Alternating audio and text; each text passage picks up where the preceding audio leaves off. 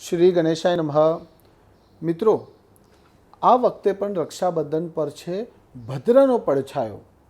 જાણો રાખડી બાંધવાનો સૌથી શુભ સમય. રક્ષાબંધનની ચર્ચા થતાં જ દરેકના મનમાં સૌથી પહેલી વાત એ જ આવે છે કે ભદ્રકાલની ચિંતા. રક્ષાબંધન શ્રાવણ પૂર્ણિમાના દિવસે ઉજવવામાં આવે છે અને આ વખતે શ્રાવણ પૂર્ણિમા 19 ઓગસ્ટના રોજ સવારે 2:05 શરૂ થશે અને 11:56 સમાપ્ત થશે.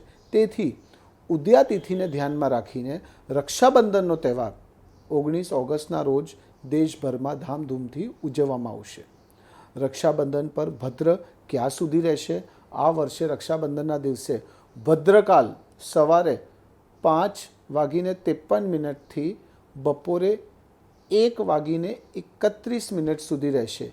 જો કે અમે જ્યોતિષીઓ માનીએ છીએ કે આ વર્ષે ભદ્રા પાતાળ લોકમાં નિવાસ કરશે, તેથી તે ખૂબ અશુભ માનવામાં નહીં આવે.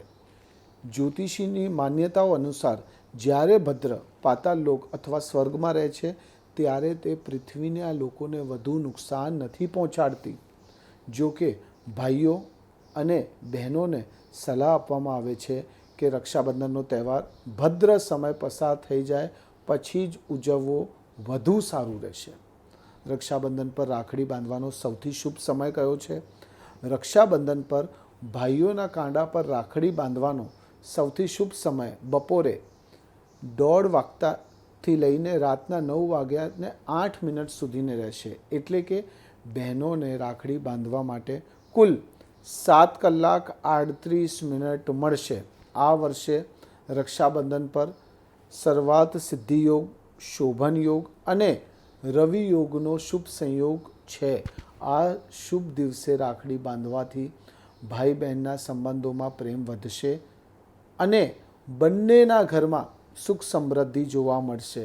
હું આ બધા મિત્રોને, બધા ભાઈ બહેનોને, બધા જ લોકોને રક્ષાબંધનની ઢેર સારી શુભકામનાઓ પાઠવું છું. આ બધા જીવનમાં આગળ વધો અને ખુશીઓથી જીવન કાઢો પોતાનું. શ્રી ગણેશાય નમઃ.